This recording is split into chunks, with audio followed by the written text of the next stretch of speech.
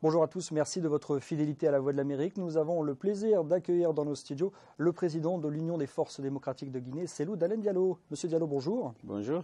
Alors évidemment, votre pays est marqué par l'actualité et la crise de l'Ebola. Êtes-vous satisfait de la gestion par le régime d'Alpha Condé de ce virus et de cette épidémie dans votre pays qui dure maintenant depuis plusieurs mois, notamment cette déclaration très tardive de l'urgence sanitaire, bien après la Sierra Leone ou le Libéria? Écoutez, je ne suis pas entièrement satisfait de la manière dont le gouvernement a géré la crise. Bien entendu, personne ne s'attendait à l'apparition de Ebola. Tout le monde a été surpris. Les agents de la santé, les autorités et tout le monde. Mais on aurait pu avoir une réaction beaucoup plus judicieuse pour lutter contre la propagation de la maladie. Il y a eu le retard dans l'information pour informer les Guinéens qu'il y avait Ebola. On avait peur, on était certainement surpris. Si on avait donné l'information très tôt et attiré l'attention des citoyens sur la gravité de la maladie, en invitant les uns et les autres à s'impliquer dans la lutte contre la propagation de la maladie, peut-être qu'on aurait pu limiter les dégâts. Ceci dit, il faut rendre hommage aux agents de la santé qui sont battus, les médecins, dans un contexte marqué par beaucoup de difficultés, parce que nos services de santé, comme vous savez, il y a plein de déficits, mais les gens se sont battus. Et il faut surtout saluer l'intervention des partenaires internationaux comme l'OMS, qui sont venus rapidement et promptement au secours de la Guinée et qui ont pris des risques et qui sont investis pour essayer de circonscrire la maladie et l'éradiquer. Malheureusement, on n'a pas pu, en raison du fait aussi que très tôt le gouvernement a pensé que le virus était sous contrôle. Et on a accusé donc l'OMS de continuer à ternir l'image de la Guinée pour des questions d'argent, alors que la réalité était là. Et la maladie s'est propagée. Et je pense que aujourd'hui, tous les Guinéens sont mobilisés, et c'est ce qui est important pour lutter contre la propagation de la maladie. Alors vous êtes aux États-Unis dans le cadre d'une tournée, vous rencontrez la diaspora, vous rencontrez les militants de l'UFDG. Bahouri, le vice-président de l'UFDG, n'a pas pu vous accompagner. Est-ce que la réconciliation est totale entre vous deux? On sait que vous avez deux personnalités différentes aujourd'hui. Comment décririez-vous vos relations avec Bahouri? Bon, les relations ont été difficiles, comme vous le savez. On s'est retrouvés à Dakar, on a décidé de tourner la page. Je pense qu'elle est tournée. Bien sûr que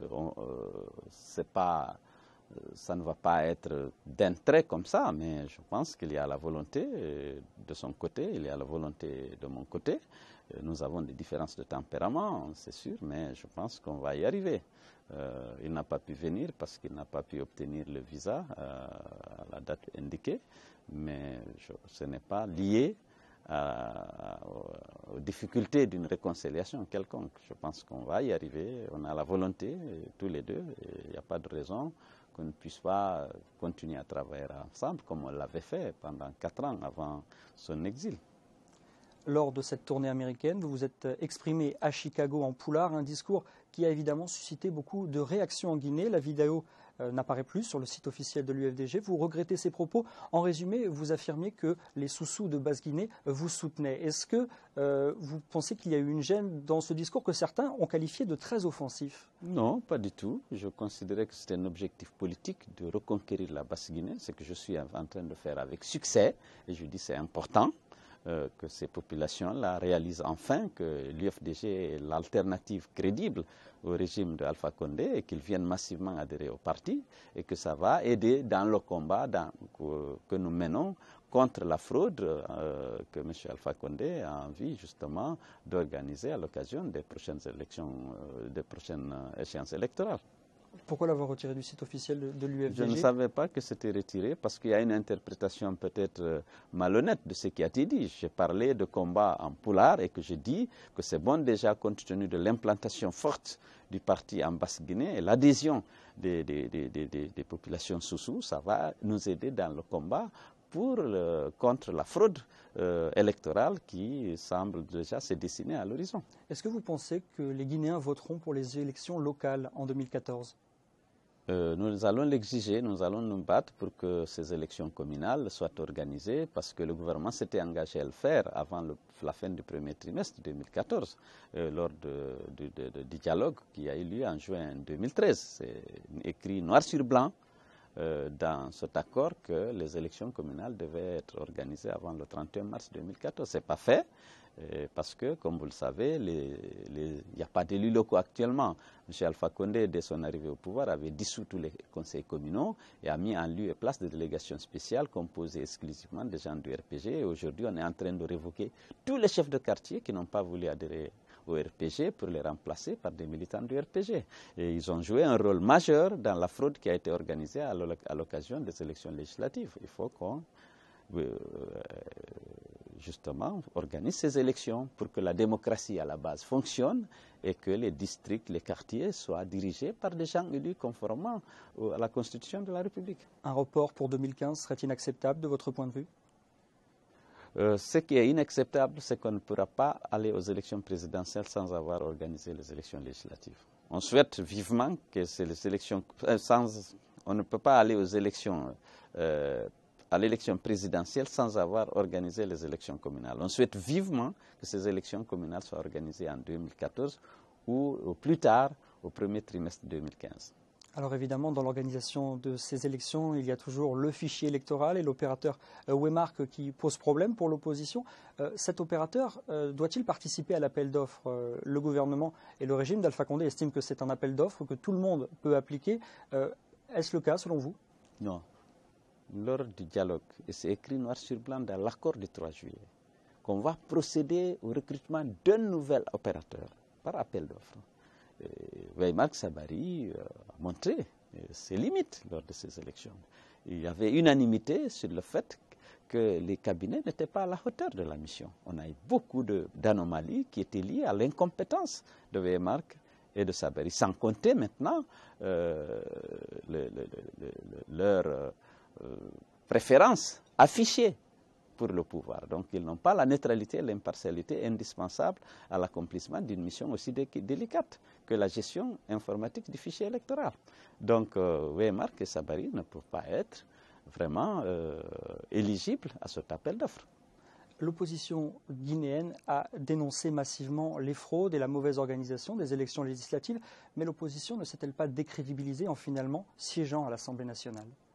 Bon, écoutez, ça dépend. Nous avons dénoncé, bien entendu, il y a eu beaucoup de fraudes, beaucoup de fraudes. M. Alpha Condé et son parti ont été quand même mis en déroute à Conakry. Ils n'ont eu aucun député dans la capitale. C'est l'opposition qui a gagné, naturellement, dans les 5 communes. Ceci dit, on a estimé que le combat que nous sommes en train de mener pourrait aussi s'appuyer sur l'Assemblée nationale. En siégeant, on aurait pu utiliser aussi cet outil pour exiger davantage le respect du code électoral, le respect des règles et des procédures définies pour l'organisation des élections. Et que si on se privait peut-être de ce volet, le combat ne pouvait qu'être difficile pour nous. C'est ça, après, par réalisme, on a décidé, on avait au total plus de 50 députés au niveau de l'opposition, on a estimé que peut-être c'est mieux de ne pas boycotter l'Assemblée, d'aller siéger et de continuer notre combat au sein aussi du Parlement. Lors d'un entretien accordé à La Voix de l'Amérique, le président Condé disait « Je n'ai pas hérité d'un État, mais d'un pays. Tous mes opposants ont été des anciens premiers ministres. C'est eux qui ont géré le pays. Moi, j'ai été opposant toute ma vie. Qu'ont-ils fait de leur gestion du pays ?» Votre réponse? Oui, si aujourd'hui, qui gère le pays? C'est le Premier ministre ou le Président? Nous avons géré dans un contexte parfois difficile. Moi je n'étais même pas chef du gouvernement, j'étais Premier ministre. Je faisais des propositions, il y en a qui sont passées, il y en a qui ne sont pas passées. Lorsque j'étais Premier ministre, je vous l'ai dit tout à l'heure, j'ai mis en place un programme de stabilisation qui a reçu le soutien de tout le monde. Je rappelle que le déficit budgétaire en 2005, l'année où j'étais Premier ministre, était de 0,5% du PIB. J'ai pu ramener ça, mettre fin à toutes les exonérations ad hoc, arrêter les marchés de gré à gré, démanteler les monopoles qui existaient et essayer de remettre la Guinée sur la voie de la normalité. Malheureusement, après j'ai été évincé parce que effectivement j'ai mis en danger beaucoup d'intérêts d'intérêts d'opérateurs économiques qui bénéficiaient de monopoles, qui bénéficiaient de ces marchés de gré à gré. Mais je suis très fier de ce que j'ai fait au sein du gouvernement en tant que ministre et en tant que Premier ministre, non chef du gouvernement, parce que je n'étais pas chef du gouvernement. Le poste de Premier ministre n'était pas prévu dans la Constitution. J'étais chargé d'assurer la coordination de l'action gouvernementale. Et à ce niveau, j'ai assumé dignement, avec responsabilité, les charges qui étaient les miennes. La Guinée approche d'un triste anniversaire, les événements du 28 septembre, en 2009, au cours desquels vous avez été sévèrement blessé. Il y a toujours cette idée d'impunité. Aucun responsable n'a été condamné pour ces massacres. Quel est votre avis? D'abord, je pense qu'il y a Alpha Condé a une responsabilité. Les crimes qui ont été commis sous son mandat, on a tué à bout portant 57 de mes militants, 54 militants de l'opposition. On a tué nuitamment à Zogota les membres du district de cette localité de la forêt par les forces de l'ordre. Il y a eu beaucoup d'assassinats de citoyens guinéens par les forces de l'ordre. Aucune personne n'a été jusqu'à présent interpellée. Ça, ce n'est pas des dossiers hérités. On peut dire que le 28 septembre est hérité. Mais les crimes commis sous le règne de M. Alpha Condé, lors de nos manifestations pacifiques, on a tué à bout portant 57 jeunes. Les plaintes n'ont jamais été examinées. Aucune disposition n'a été prise pour identifier et déférer devant les tribunaux ces crimes. Ça, c'est sa responsabilité. Parce que le changement devait commencer par mettre un terme à l'impunité, donner des signaux forts qu'on n'était plus acceptable en Guinée, qu'on tue arbitrairement un citoyen guinéen. Mais ça a été fait. Et l'impunité est garantie à tous ces policiers qui ont reçu des ordres. Et aujourd'hui, est-ce que le danger tribalisme est totalement écarté en Guinée? On l'a vu lors des élections de 2010, cette opposition très forte, notamment entre Peul et Malinké. Est-ce qu'aujourd'hui, vous pensez qu'en vue des prochaines élections, tout cela est totalement écarté?